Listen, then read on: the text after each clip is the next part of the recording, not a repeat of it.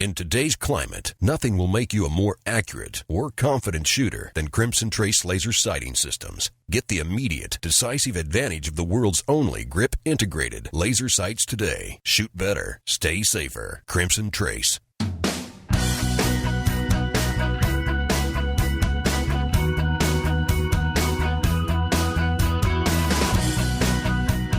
The #1 national voice in defense of your Second Amendment rights. Gun Talk, available on iTunes and on the free Gun Dealio smartphone app for Android and iPhone. To be on the air with Tom, call us now, 866-825-5486 or 1-TOM-TALK-GUN. Now, here's Tom.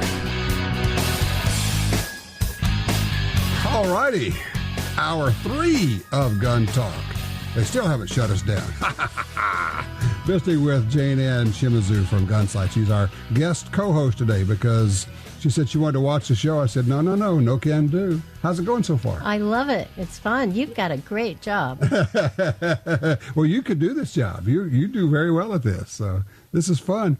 By the way, if you'd like to join us here, it's 866-TALK-GUN. Just got an email from one of the doctors with Doctors for Responsible Gun Ownership. And we're talking about the whole issue of doctors asking you inappropriate questions about gun ownership. DRGO has been addressing this for many, many years. And if you want information on that and what they recommend doing, it's drgo.us. Yep, just checked it again. Exactly. It's Doctors for Responsible Gun Ownership. They're the ones that cued me into the whole idea of this being a possible boundary violation. That's when the doctor exceeds the doctor-patient relationship and makes you uncomfortable and does something inappropriate. And all doctors know about this. And if you say, this may be a boundary violation and you're making me very uncomfortable, that's kind of and you've actually worked in the medical industry before. Yes, I have. You're over here nodding and going, yeah, that's not a bad little... But the doctor I worked with specialized in giving you the bifocal that you can see your front sight with. He'd have people bring their gun into the exam room and hold it out, and he would figure out exactly where to put that blended bifocal. It's funny. line. I've told people that I said, well, I can't get my glasses right. It says, you need an eye doctor who will let you bring your pistol in and actually set it up that way, right? Yes, and I worked for that doctor. He's passed away now, but it was a joy working with him and meeting all the gun-friendly patients. That's just very, very cool. I love the heck out of that. Now, before we went to the last break here, we were talking a little bit about the increase in women, and we're seeing these stories everywhere, and in the industry, they're saying a third of the people getting their carry permits are women, a third of the people buying new guns are women. You've seen that. Originally, we were thinking, and you guys were doing a lot of women's classes, but during the break, you were saying there's been a change. Well, the women want to compete with the men. They want to take the class with the men. They want to take the class with their husband, because by taking a class with your husband, you're going to learn how to work together on a problem as a team. Most of the time, if there was a home invasion, the home invaders are going to go after the guy. Yeah. They are not going to expect the woman to be able to slip by and get her pistol and take care of the situation. And that's what people are training for. We have a team tactics class, but they can also do that just by taking the 250 class together. I've actually had several women say, well, I have my carry permit, but I don't usually carry because I'm usually with my husband. He has his gun. And I say, well, what do you think's going to happen? Who do you think they're going to go after? What are you going to do when they walk up behind you and you never saw them coming and they smack your husband in the back of the head and he's down on the ground? Now what? And they look at me like, I've never thought of that. That's right. And, women have a harder time carrying because of their clothing. And I tell women, you need a gun for every outfit. If you're going to be wearing a skirt, if you're going to be wearing slacks. Okay, give me some options here, because obviously I'm easy. I wear pants. I can, have a belt holster all the time. Give me an idea of some different outfits and how you would adjust your carry and what you would do. Well, I carry a lot it's not a purse, but it's a bag. It's an over-the-shoulder bag. And I have different size bags for the pistol I want to carry. I can wear a blazer and carry on the waist. I don't have to carry in the waistband, and you can't tell I have So it's a an outside the 1911 waistband. on. It's a regular belt holster. Exactly. Wearing a full-size 1911 and with a blazer, and you are how tall? I'm 5 feet. No, you're not. Almost. You are not 5 feet tall. You're 4'11" on a good day. But it's still, you get your blazers to go down to a certain length, Okay. and you can carry. It's not hard to carry on your person. Okay, what about ankle holster? I don't like ankle holsters. Okay. They throw my knees out. I'm an older woman, and I have to watch my health and my knees. So you've got to carry depending on your body. There are women who use that flashbang holster, and Right. and all the more power which, to by them. the way, Jane Anne designed that. Yeah, right. We never got credit for that. Was it 17 years ago you were on the show Yeah. here? And I said, well, how do you carry it? This is 17 years ago. And I don't think we'd ever met at that time. No, we did just this on the phone. On the phone. And I said, well, what do you do if, because you were carried out in 1911. I said, what do you do if you're like dressed up nice and you're going out to dinner? You can't carry then. And you said, well, sure I can. I stick a J-frame, a revolver in my bra. Under my armpit. You were the first one that I heard of doing that. And then, of course, we end up with a flashbang brand holster, which is a good thing, right? Gives you an option. If you can drive fire with it enough and you feel confident carrying it, any way you can carry is a good way. I like that. Any way you can carry. And it's comfortable enough to where you actually will carry it that way. Yes, because you want people to carry. And that's why I have many different bags that are different sizes. And depending on where I'm going and who I'm with is what I carry. But when we train at Gunsight, we train you with an out-of-the-waistband holster. We want you to learn mostly how to manipulate that pistol. Right. Once you learn how to manipulate it, then you're going to move into maybe our pocket pistol class, where you're going to learn how to carry in different places on your body. Okay. All right. So the women are taking the classes, the regular 250 class, which is it's almost not right to call it the basic pistol class, but it is. At Gunsight, it's the basic pistol class. It's a 5-day class. And we're talking 5 days, 8 hours a day class. And one night shoot. And one night shoot. Yes. Okay. Now, I have heard the instructors there say over and over again, the women often start behind the men, and somewhere between the second and the third day of what happens? They have a yoo-hoo moment. And they blow right past the men. They blow right past the men. They hold their own in the shoot-offs, and it's really fun to see the light bulb go off. Women who had no self-confidence at all when they started that 250 pistol class, you should see them on graduation day. They're sitting up straight and proud. And they are. And why are they out shooting the men? Because they don't suffer from testosterone poisoning. They have no bad habits. They have no bad habits, and they actually listen to the instructor. They listen, and they lose their bad habits if they have any. How about that? Yes.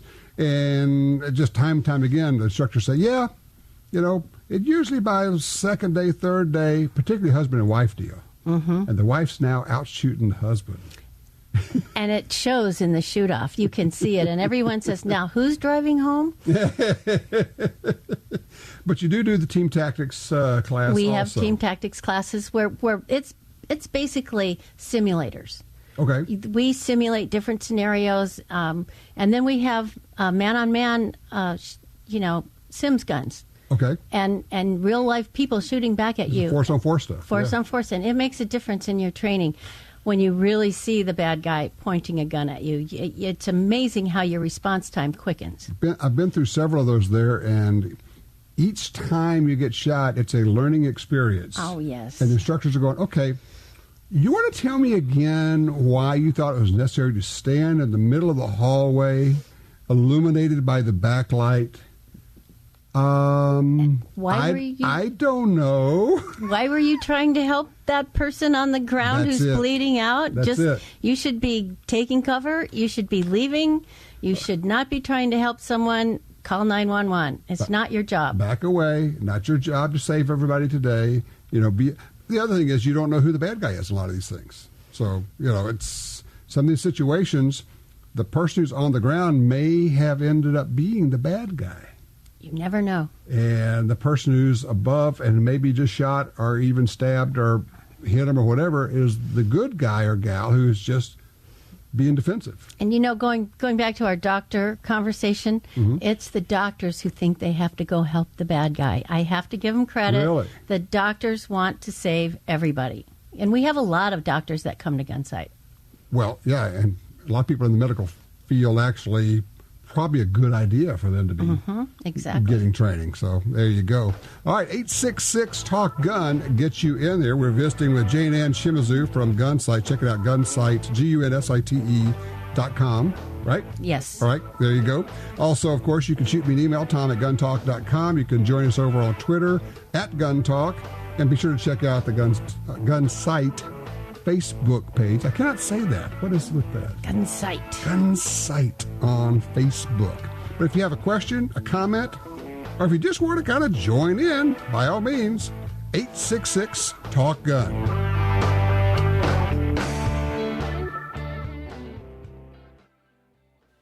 FN handguns bear the DNA of legends, of John Browning, the father of modern firearms, of the artisans and craftsmen who brought his genius to life, of the brave souls who defended our freedom on the front lines for the last 100 years, and the brave souls who defend it on the home front today.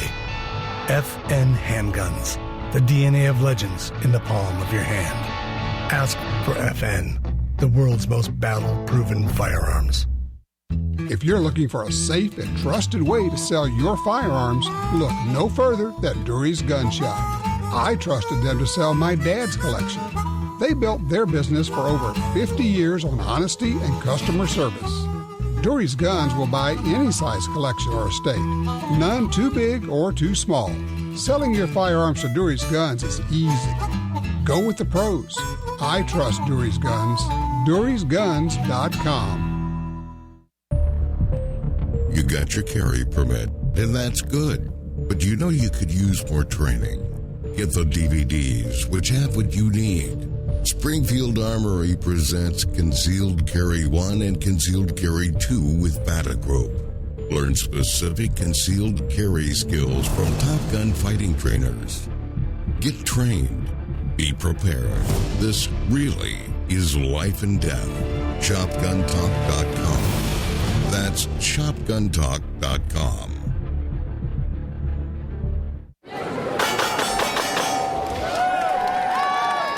I'm just as good as these guys. When will I get my chance to prove it? Your chance is now.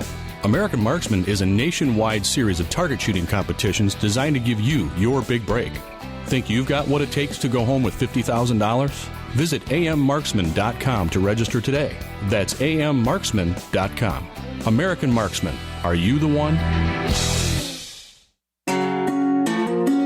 For 36 years, the U.S. Sportsmen's Alliance has been fighting to protect hunting, fishing, and trapping for sportsmen from coast to coast. Today, we are under constant attack from extremist animal rights groups who want to end your ability to hunt in the U.S. Join us to protect our sporting heritage and our way of life outdoors. To join or for more information on how you can help, go to ussportsman.org. That's ussportsman.org. Every crossbreed holster is handmade, based on the design invented by our founder. A Kydex pocket molded around your gun for perfect retention. Leather backing for comfort. Specially designed clips allow you to tuck in your shirt for complete concealment. The highest quality mag carriers and belts sturdy enough to hold any gun. Our holsters come with a lifetime warranty and 2-week try-it-free guarantee. Crossbreed. Conceal and carry the cross. Crossbreedholsters.com.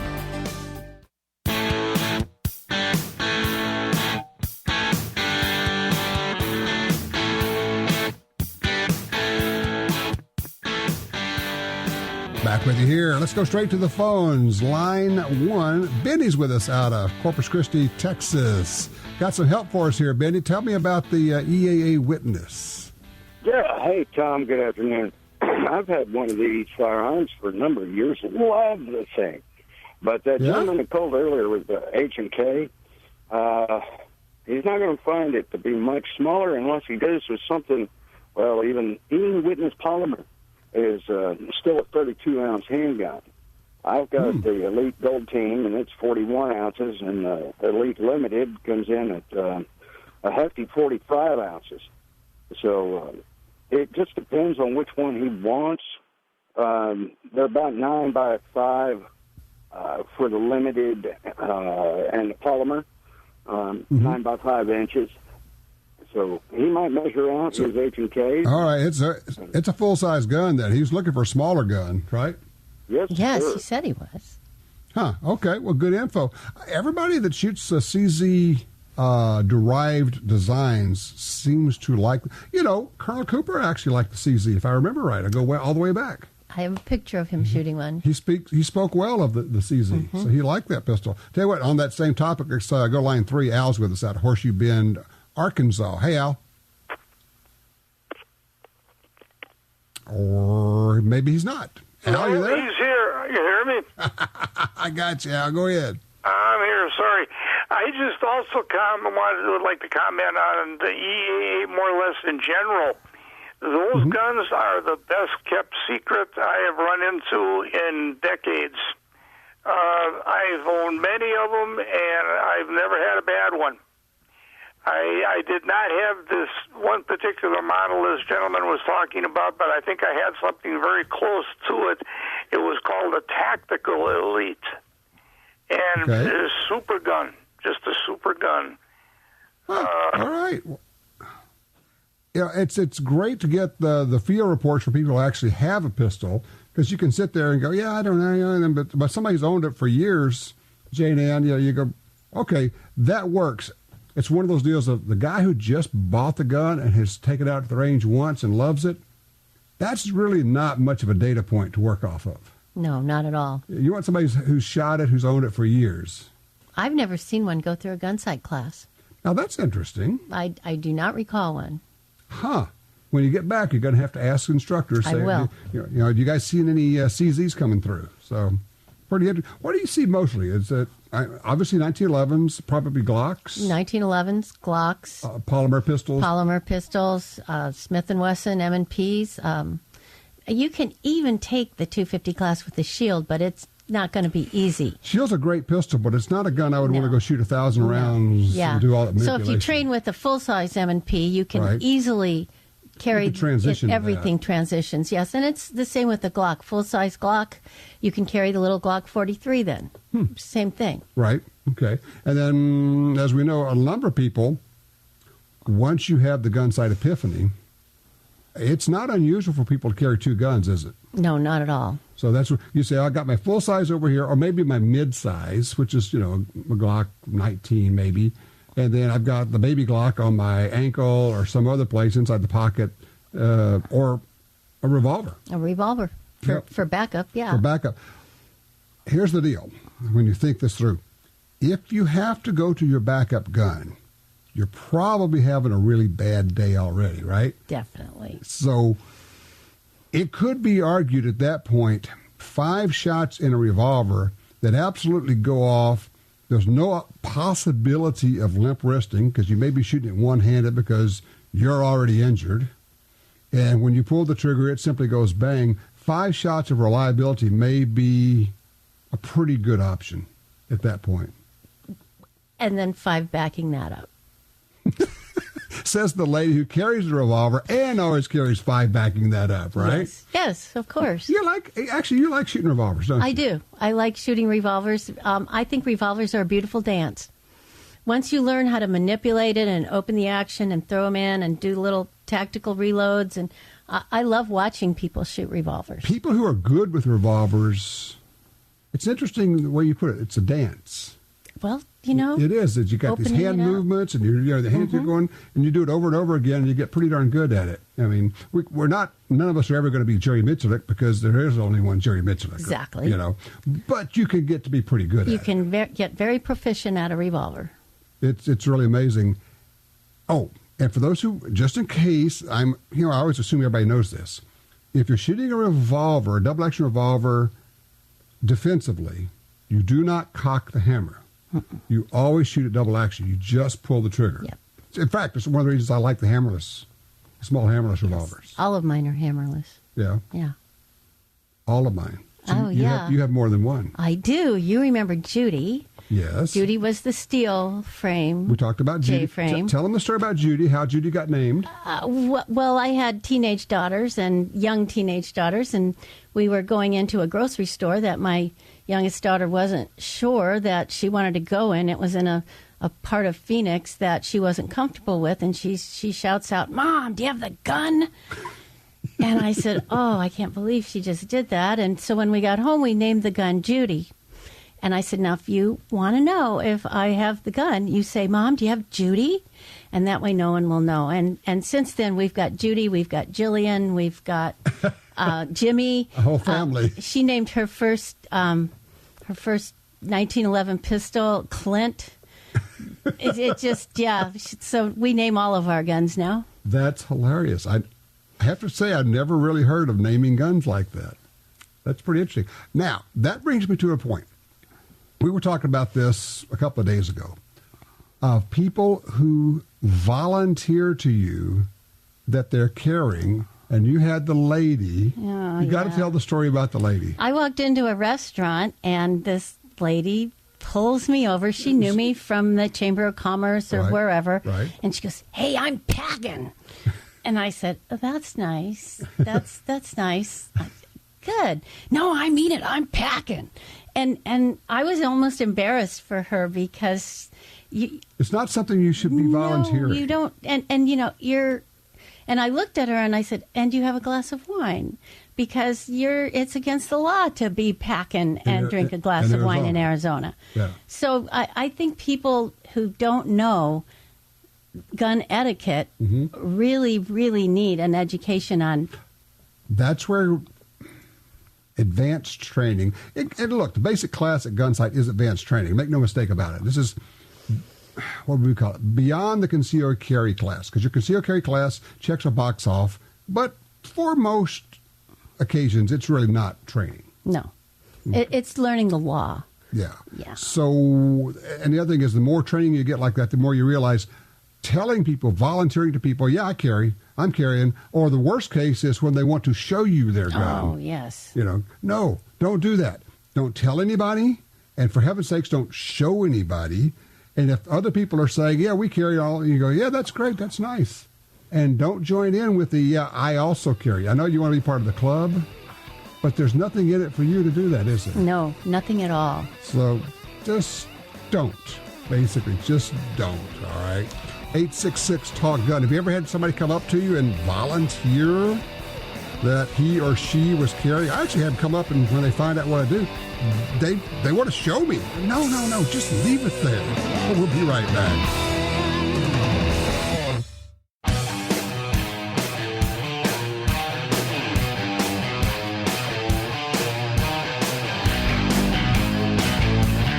Gun Talk encourages you to support the local sporting goods store, gun stores, ATV dealers, and other local businesses in your area who advertise on this station and Gun Talk. Only together can we protect our rights. You're listening to Washington Times opinion page regular contributor Tom Gresham. All righty, back with you here. I get emails. Actually, this comes off of Facebook. By the way, on Facebook, we're Gun Talk Media. If my husband has a background check done and buys a long gun in Florida and keeps the gun at home, is it legal for me to use it if we have a break-in in our house, even though I did not have a background check and I am not registered on the gun? Thank you, Lynn. Well, Lynn, the good news is in Florida, there is no such thing as gun registration. In fact, there's no such thing as federal gun registration at all, but some states require it, but not Florida. So the background check is only for purchasing the gun, so it would absolutely be legal for you to use that for self-defense. Not a problem there. The issue, however, is this, Jane Anne, training. Training, definitely. Do you know how to use it? Do you know how to load it? Do you know how to move through a house with it? Do you know how to use it and make it go bang, bang, bang, bang, bang, should that be necessary? If you don't know all of those, and if you're not really, truly, seriously comfortable with the gun, then it's like having a fire extinguisher that actually doesn't have anything in it. And in fact, it could be argued that you'd be better off without it. Yes, guns. You need to know how to handle that firearm if it's in your house. Right. And if you don't, there's 4 safe gun rules that you need to apply, and know what's behind your target. If you shot that gun at something or at someone, is it going to go through the wall and into your neighbor's house? Is it going to hit your child in the next room? You definitely have to know how to handle the gun if you're going to use it in your house. Interesting you say that. I was thinking about that the other day, and after a while, if you've done the kind of weird stuff that we've done, like go shoot through walls, you start to think in terms of like having X-ray vision. And when I'm manipulating a gun and just doing dry fire or something like that, I won't even just point it at a wall that's just sheetrock, because I know that if something happened and somebody teleported a cartridge into the middle of that gun and it did go off, then I know that wall won't stop it. So when I'm doing a dry fire test, I'm pointing it down at the ground, at the floor, or a bookshelf with lots of books might catch a bullet. You have to think about those things in self.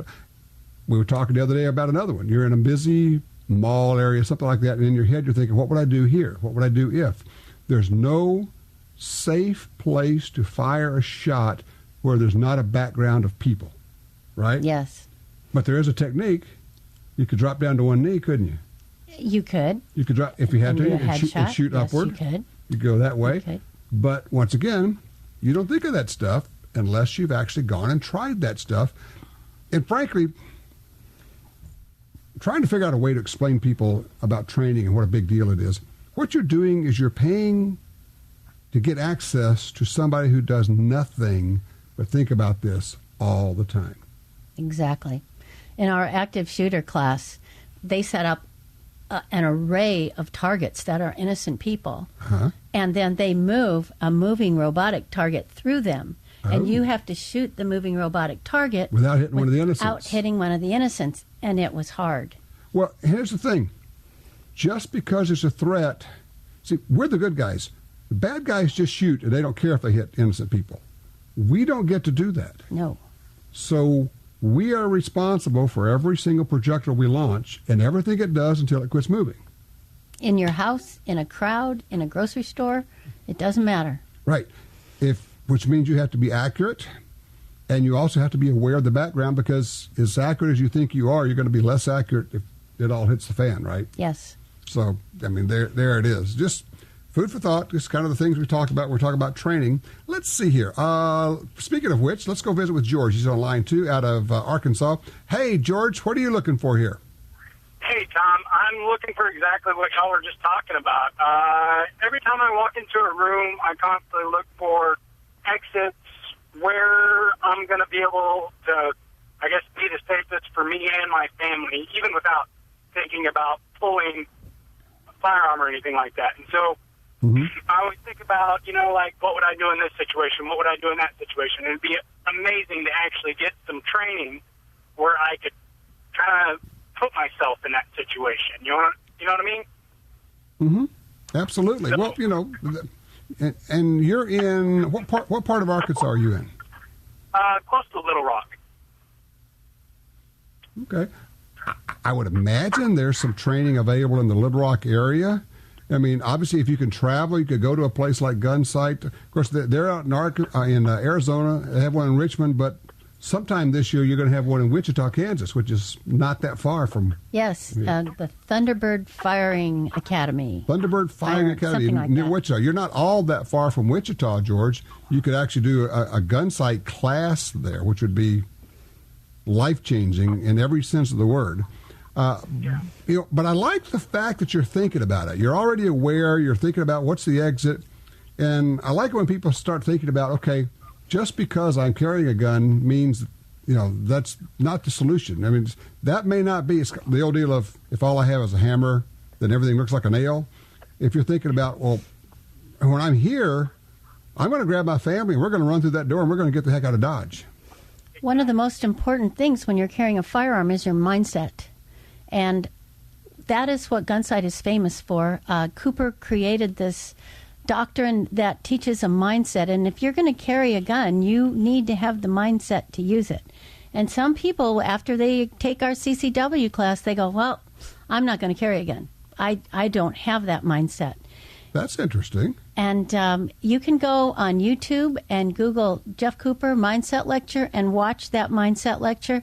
You will be amazed at how enlightened that lecture is. And is it actually Cooper giving the Yes, lesson? it's Cooper giving the lecture. Yes. Wow. I've not seen that, but I'm going to go watch it. I can tell you that.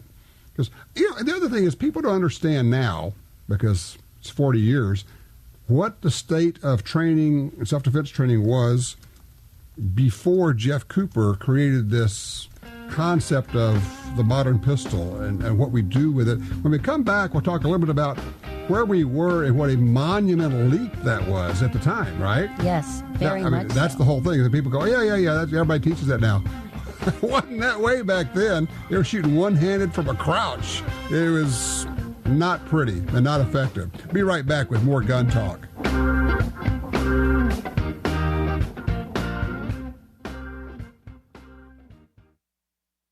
You may be a new shooter, a longtime gun owner, or even a police officer or soldier. No personal defense handgun is fully equipped without a Crimson Trace laser sight or light. Get the confidence and reliability you need to protect family, home, and country. Call 800-442-2406 or visit crimsontrace.com for a free copy of our new laser training video, The Laser's Edge. Crimson Trace. You like free stuff, right? You like good deals, and you want more guns, ammo, and accessories. So get all of that with the free smartphone app, Gun Dealio. With Gun Dealio on your phone, you'll get special offers and deals when you walk into a gun store. Plus, check it anytime for hundreds of deals and offers. Who wouldn't want that? Gun Dealio at the App Store and Google Play. GunDealio.com. In the war on terror, fighting crime in the streets, in competition and homes around the world, one name in firearms stands out: Sig Sauer. Our pistols and rifles are renowned for their unfailing performance. This same commitment to excellence can be found in our line of SigTac accessories and the training offered by the Sig Sauer Academy. For unmatched quality, reliability, and innovation when it counts, choose Sig Sauer. Visit SigSauer.com today. As kids, we learned growing up, if you were going to hunt Wabbit, you had to be very, very quiet. Oh. At SilencerShop.com, that's what we do. We make guns very quiet with state-of-the-art suppressor technology for every caliber you've got in your safe. From .22s up to the big boys. Minimal noise, less recoil, higher velocity, better accuracy. Do you honestly need another reason to get a silencer? Oh, ask we Wabbit. Get the facts and get suppressed at SilencerShop.com. Making the world a quieter place. The Black Hills. There's nothing like it on Earth. The kind of place where characters become legends. Wild Bill Hickok, Crazy Horse, Calamity Jane. Pick any part of the world and you'll find people go there to make it their own. But this is where people come to get made. This is the place that made the people who make the best ammo on Earth. Black Hills Ammunition.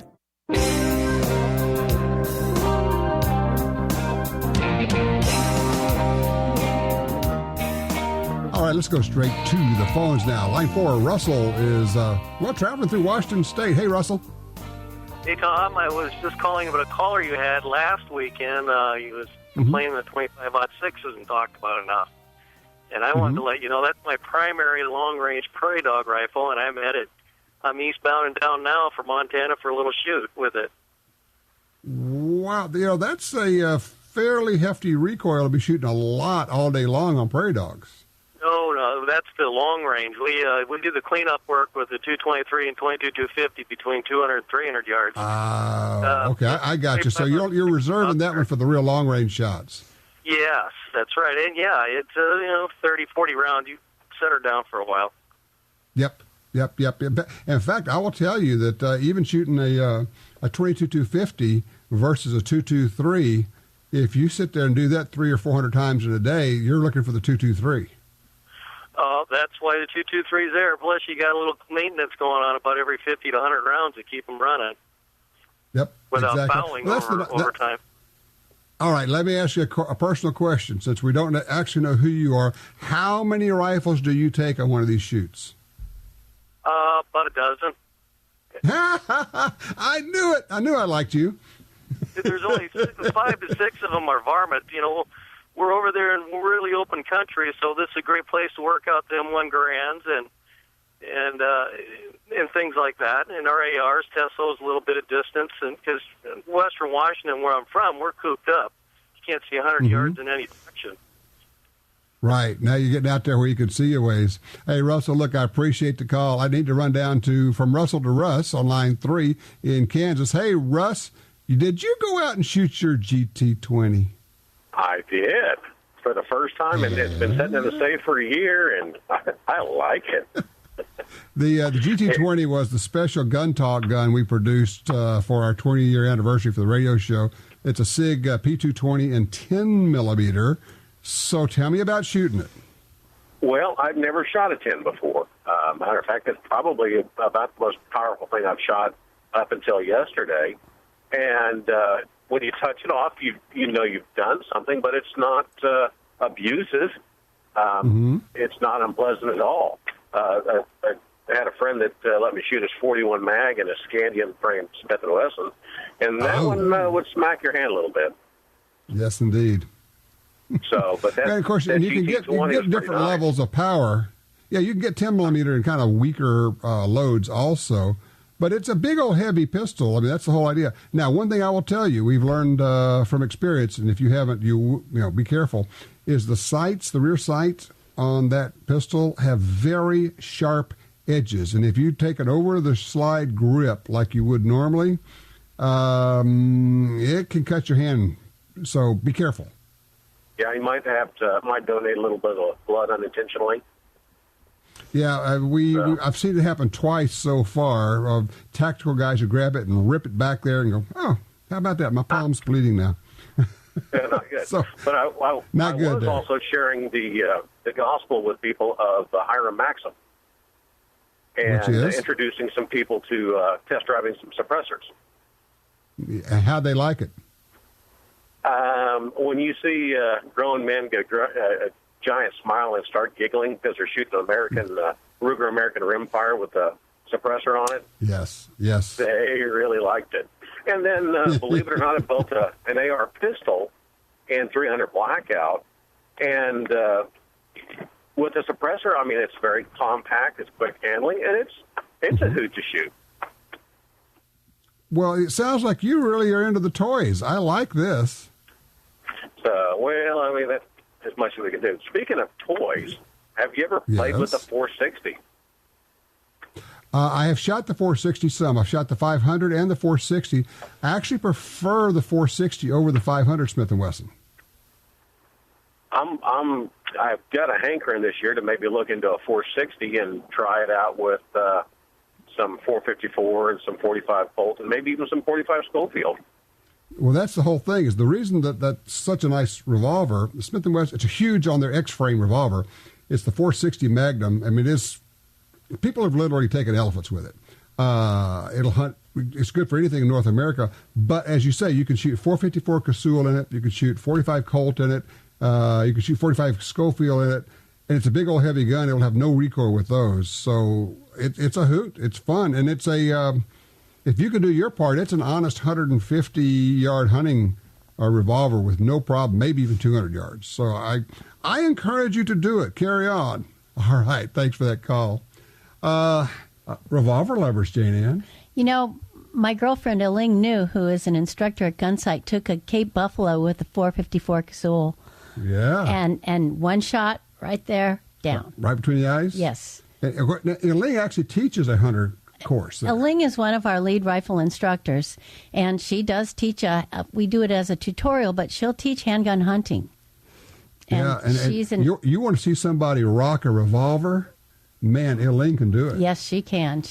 In fact, she was my instructor. That's why I love it so much. Yeah. Well, I mean, it's fun watching her. She is a serious revolver shooter and loves to hunt. Yes. If you ever want to say, I want to get better at hunting, I want to take a hunter prep course, you could do no better than take a class with Eling. Yes. There you go. All right, 866 Talk Gun. We still have time to get you in if you would like to join us.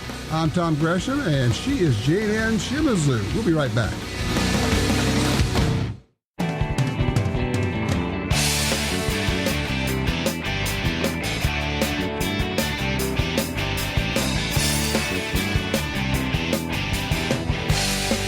All right, and we are back, and I have Jane Anne Shimizu here. Glad to have you here. Oh, I love being here. We can talk about blowing stuff up. We can blow stuff up on this show. It is fun. You like to blow stuff up. Well, I do. Tannerite's one of my favorite toys. There you go. Nothing wrong with that.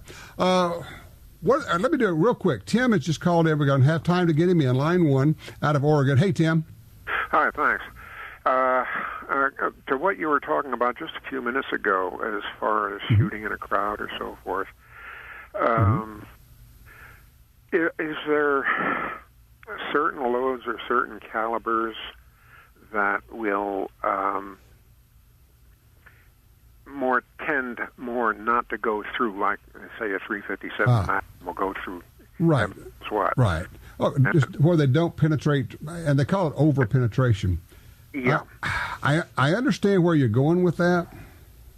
Generally speaking, yeah, you could make that point, but really you don't want to depend upon that. You want to be aware of your background, and if there are people behind the person you're shooting, do something to alter the angle, right? Mm-hmm. For sure. And you never know what you're going to hit. If you're going to hit bone, if you're going to hit mass, where you're going to hit them, and your adrenaline's And the flowing. other thing is people are moving. People don't generally like to just stand there and let you shoot at them. So, it's a dynamic situation. You can't assume that the bullet's going to, number one, hit the assailant, number two, going to stop in the assailant. So what you want to do is take a step. It's one of the reasons that at gunsight, by about the second, third day, certainly, you're moving while you're shooting, right? And the targets are moving. And the targets are moving. So you need to be able to move, shoot, move, shoot, move, shoot. So that could be you're doing that because you say, if I took like 3 steps to the left, he now has a brick wall behind him. And that's a good backstop. We can work with that.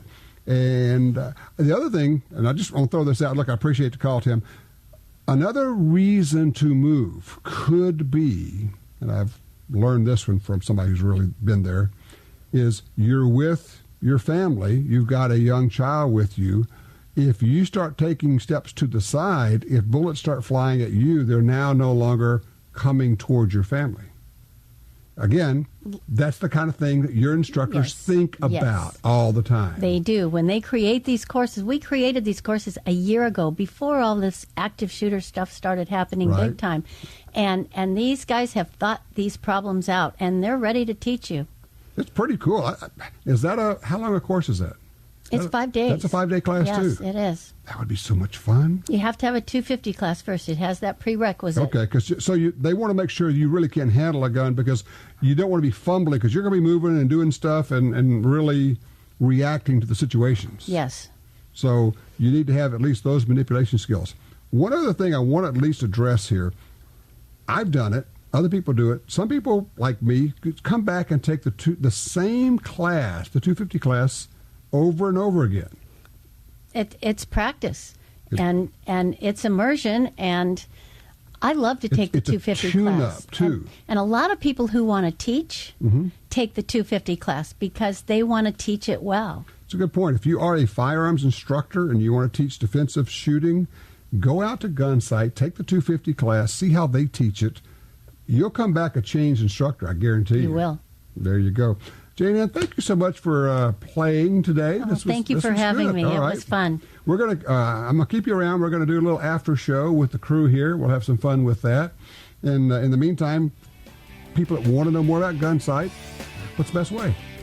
www.gunsite.com. There you go. Go on there, send me a question, I'll answer it. There you go. Send her a note. Bug her. Why not? We bug her all the time. Thanks, Jane Anne. All right, and the rest of you, watch your 6. Be careful out there. Get recurrent training over and over again. Practice with a purpose. Take care of your family. That's your job.